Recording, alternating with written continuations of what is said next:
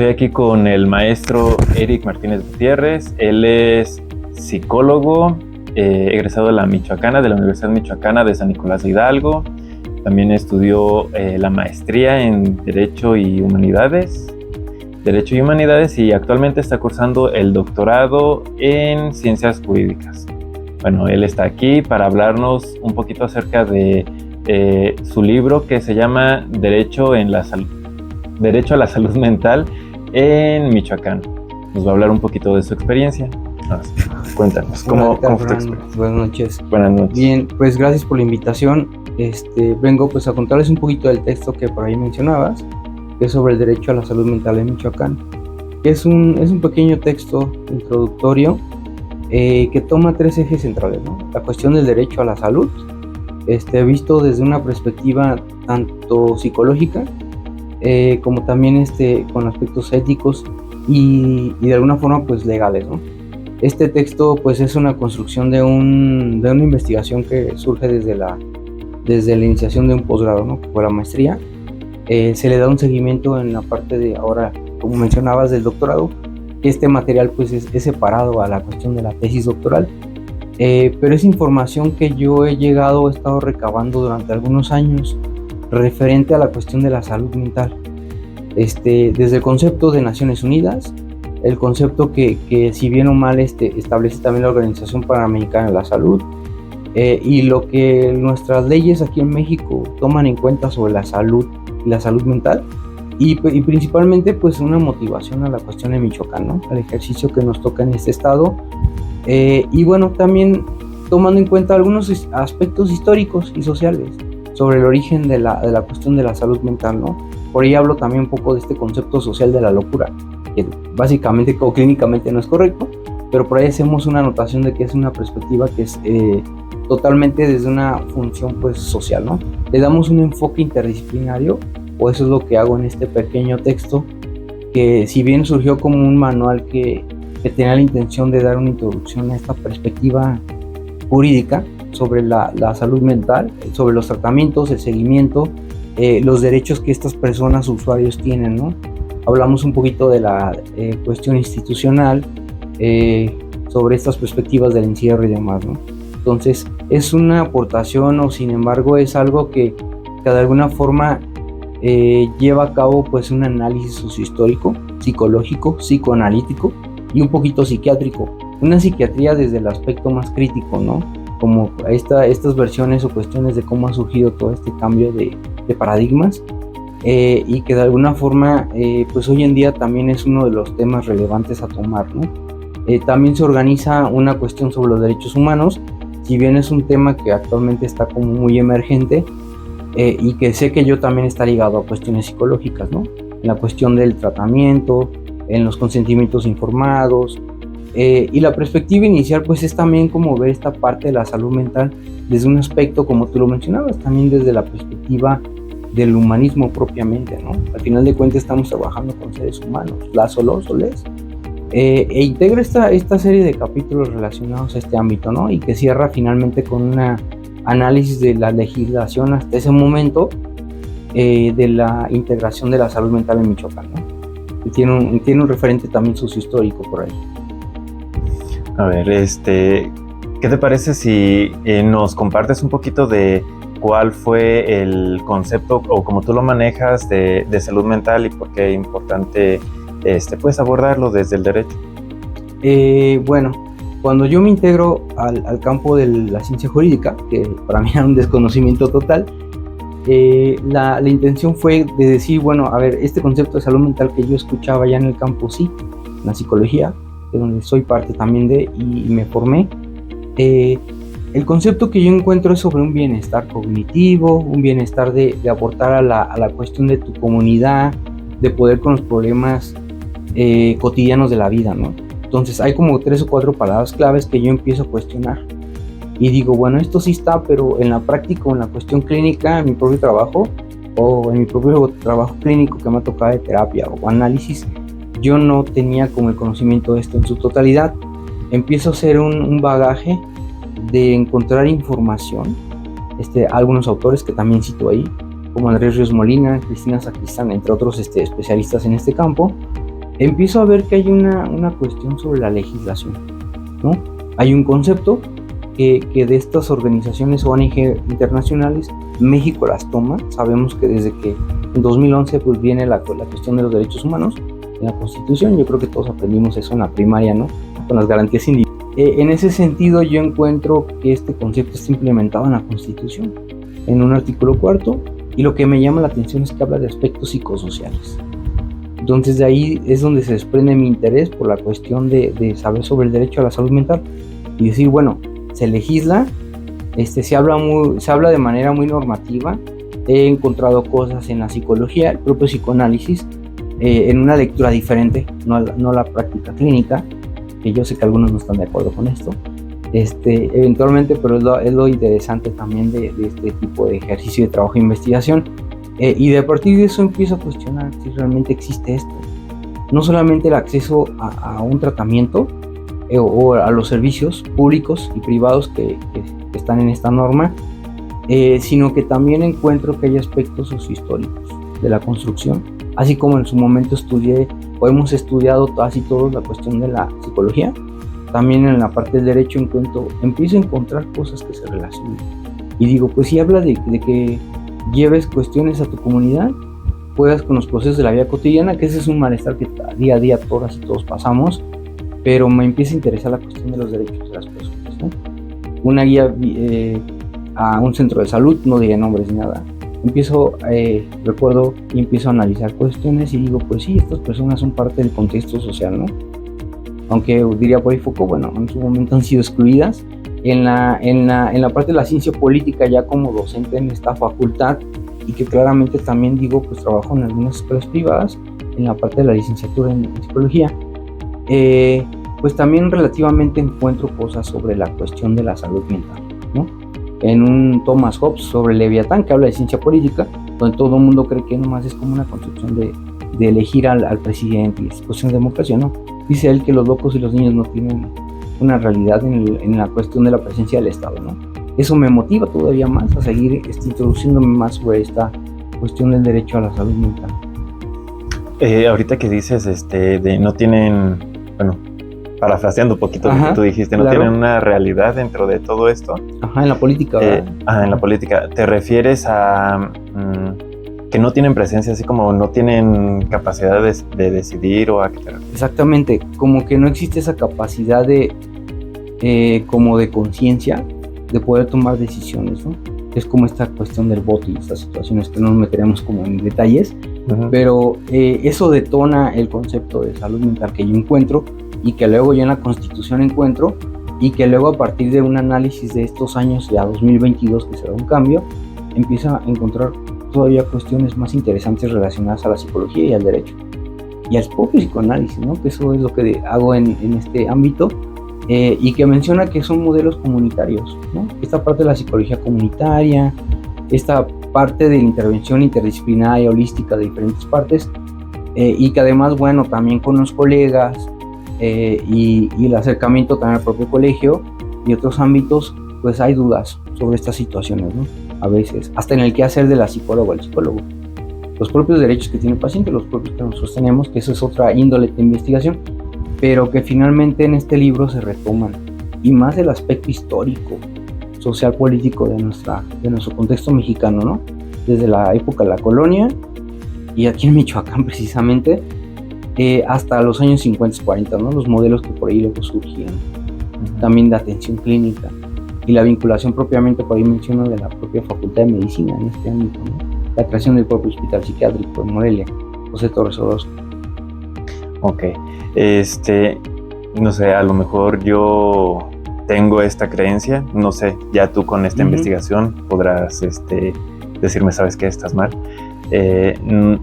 A lo mejor pienso yo a lo que te refieres con todo esto del contexto sociohistórico, es como la visión que se tenía de la salud mental ha ido cambiando, que a lo mejor pienso yo, no tenía como tanto énfasis, no sé, se sabía que existía la parte de la salud mental, y a lo mejor no se le daba como tanta importancia.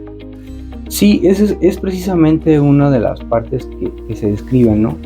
Que se dan a conocer, donde pues el concepto de salud mental era algo que no existía. Es algo que es moderno, digámoslo así, ¿no? Bueno, una declaración en los 2002 creo que en Naciones Unidas se empieza a dar, pero anteriormente está lo del higienismo mental, ¿no? Que era como esta política donde pues había que atender de todo, ¿no? No solamente aspectos mentales, sino también físicos. Y eso es precisamente lo que en algún momento en esta constancia del análisis del propio texto, pues ha ido declarándose, ¿no? Sobre esta perspectiva del contenido. Hablo mucho de lo social también porque si bien a lo mejor no se nota en este texto, tengo ya algunos otros, otra publicación que trabajé en otro libro que se llama Crisis en la Psicología. Precisamente hago una crítica también al propio libro, en la cuestión del concepto y de la propia legislación. En esta parte lo que trato de rescatar es ver a la enfermedad mental y al trastorno mental, que claro, son categorizaciones psicopatológicas, o esta psicopatologización que luego existe propiamente. En ese sentido, darle un aspecto social, tanto a la legislación como a la parte psicológica, inclinarlas o darles desde esta perspectiva esto que mencionaba de lo comunitario, pero verlo como un fenómeno social, que es algo que el concepto maneja, y que también interrumpamos como esta cuestión de psicopatologización, ¿no? de encasillar, de etiquetar, que yo creo que en el ejercicio clínico, en los diferentes ámbitos psicológicos o psiquiátricos, o la propia psicoanálisis con las estructuras clínicas, pues es necesario en ocasiones, ¿no? No estoy diciendo que sea bueno ni sea malo, ni tampoco estoy hablando de que hay que destruirlo, ¿no? Existen por algo, pero también hay que ver de esas partes qué cosas importantes se pueden hacer, ¿no? En otros trabajos y en mi momento del propio libro, pues también he rescatado cuestiones de experiencias propiamente de Argentina, acá no están plasmadas, pero son cuestiones de un derecho comparado, ¿no? Y el trabajo, el ejercicio también que se hace en estos ámbitos, y también se habla un poquito de lo que es la psiquiatría crítica, ¿no? Como esta parte de humanizar la cuestión del trabajo del psicólogo, de las y los especialistas en el campo de la salud mental, ¿no? Al final, es un ámbito muy amplio. Ahorita que mencionabas Argentina y cómo tuviste que, dentro de esta investigación, ¿qué te encuentras de diferente a lo mejor? ¿Qué tanto énfasis tiene la salud mental, por ejemplo, allá en Argentina, y qué tanto tiene aquí en México y específicamente en Michoacán? En cuestiones legislativas, que es precisamente lo que habla, hay similitudes en este tipo, ¿no? Sabemos que hay organizaciones internacionales que pertenecen, Organización de Estados Americanos, esta Organización Panamericana de la Salud, que no se menciona mucho, pero que tiene una influencia en nuestro contexto muy, muy grande, Naciones Unidas. He hecho comparaciones, estoy saliendo un poquito del texto, pero hablando de esta necesidad también de análisis y trabajo de investigación, pues hay similitudes sobre los derechos humanos. Claro que hay realidades. Las cuestiones de políticas públicas, o sea, del gasto, pues es diferente, ¿no? Entonces no quiero hablarlo abiertamente porque eso es algo que está estudiándose en una tesis doctoral, y que precisamente, más allá de eso, lo que yo busco también con esto, en otro sentido de investigación, es la inclusión social de estas personas, que precisamente eso es lo que se busca. Es complicado, pero sí hay dos realidades muy diferentes. Aquí a veces vemos a una persona con una cuestión de alguna situación mental y es hacerle a un lado, ¿no? Mientras que allá a lo mejor es un poquito más la atenuante de esa humanización, por decirlo así. Y realmente pues eso es como lo que estoy buscando. Esta es una parte de eso. Esto que comento pues es parte de otras investigaciones que se están desarrollando, y lo que buscan es una inclusión social de estas personas, ¿no? Yo sé que es complicado, y sabemos que también pues si tiene un costo pues no se puede hacer, pero por ahí vamos en ese sentido. ¿Te refieres a esto que mencionabas hace ratito de las etiquetas? Las etiquetas están ahí por algo, sí nos ayudan a reconocer, a visibilizar algo. ¿Te referías a eso? Sí, el diagnóstico, ¿no? Ajá, sí. Y pues también que las etiquetas, los diagnósticos, no son algo que define a la persona. Claro, en ese sentido es donde entran los derechos humanos, precisamente, ¿no? Te puedo hablar de algunos de ellos, que son la no discriminación, la parte de la autonomía, que es algo súper importante que está pasando en nuestro estado y que está legislado. La parte de la atención en primera línea, ¿no? Con las personas, romper este esquema que yo decía hace rato con este libro de Hobbes sobre la realidad de que son personas que pueden tomar decisiones a cierto grado, ¿no? Tendremos que ver cada caso particular o cada situación, pero se tiene una idea de que son personas que no pueden tomar decisiones, ¿no? Esto se habla en los derechos humanos, se habla de el libre desarrollo de la personalidad, la libertad, el bien vivir, que si bien son derechos fundamentales y que están ahí, ¿no? La discriminación y demás que se ha dado. Dice la Constitución que por etnia, por raza y por color no debe existir.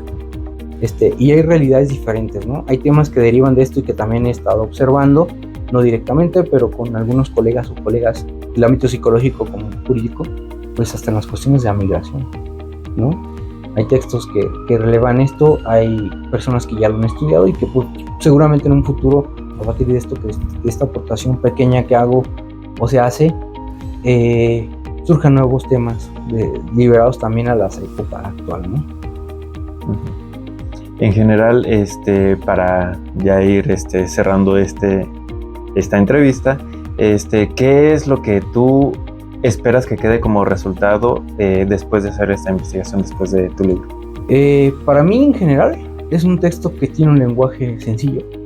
He tratado de escribirlo con ese tecnicismo que luego usamos tanto en la psicológica como en la ciencia jurídica, que sea accesible, pero para mí lo más importante es generar un tipo de concientización y sensibilización en cada uno de los, tanto de las especialistas o los especialistas en este campo, como cualquier persona allá afuera, ¿no? Que tenga acceso a esto y que seamos más sensibles con cada situación, no solamente en este ámbito de la salud mental, sino también con todos los ámbitos y las implicaciones que tiene.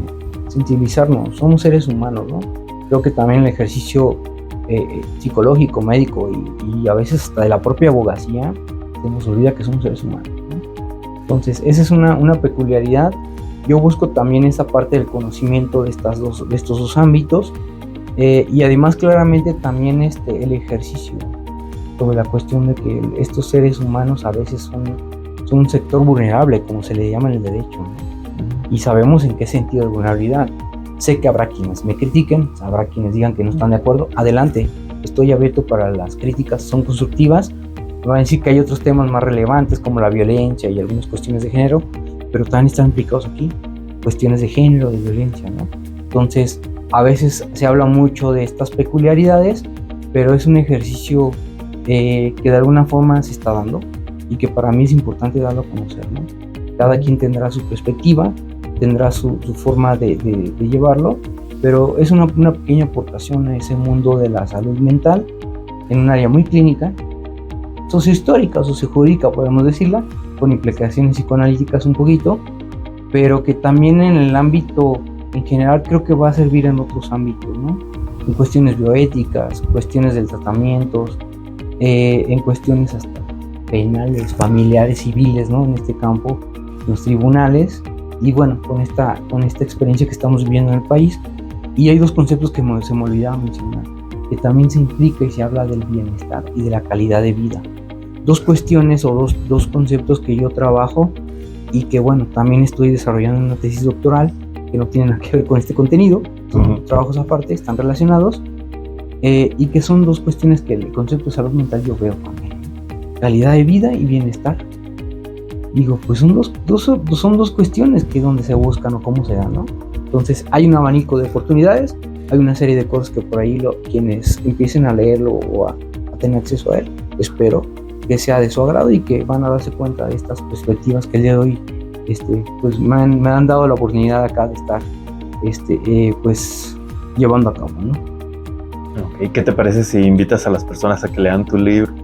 Sí, claro, adelante a todas y a todos los involucrados, colegas del ámbito psicológico, de los diferentes enfoques, abogadas, sociólogos, historiadores que he tenido contacto con diferentes ámbitos, que deseen la oportunidad de este pequeño texto sobre el derecho a la salud mental en Michoacán y que realmente pues tiene un contexto a lo inmediato, ¿no?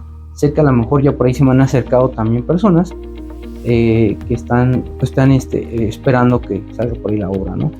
Es un pequeño texto accesible y de una lectura muy sencilla que permita este ejercicio, y con todo gusto pues estamos abiertos a cualquier situación que nazca de esto.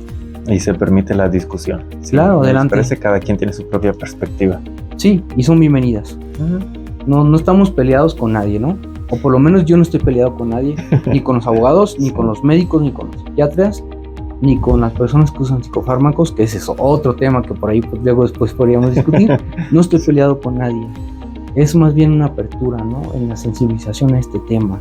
Sí, claro, y es importante enriquecer la perspectiva de todo esto para ver qué podemos aportar pues desde lo que nos toca a nosotros. Como tú eres psicólogo, tienes esta especialidad por la parte del derecho, el psicoanálisis, todo eso, a lo mejor pues también es importante pues reconocer que lo que tú nos puedes aportar es muy enriquecedor.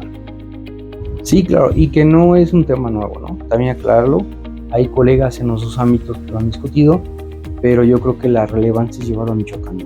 Es algo que es inmediato aquí y que, pues bueno, la realidad en la cual estoy pues es aquí en el estado, y que bueno, también comentarlo para ir cerrando que esto ha llevado a otras publicaciones, ¿no? A la cuestión también de situaciones ambientales con una colega, a la Agenda 2030 de cuestiones ambientales. Por ahí también tenemos algo de sostenibilidad y sustentabilidad en el ámbito de la salud mental. Digo, son publicaciones o trabajos hasta didácticos, psicopedagógicos, que se han creado a partir de este tipo de comprensión sobre la salud mental. Ok, bueno, muchas gracias por acceder a esta pequeña entrevista, presentación, y pues gracias por invitarnos a leer tu libro. No, muchas gracias, Fernando, tanto a ti como precisamente al Colegio de Psicólogos de Michoacán, de cual por muy soy parte, y agradezco el espacio siempre también por la aportación, ¿no? De verdad, muchas gracias.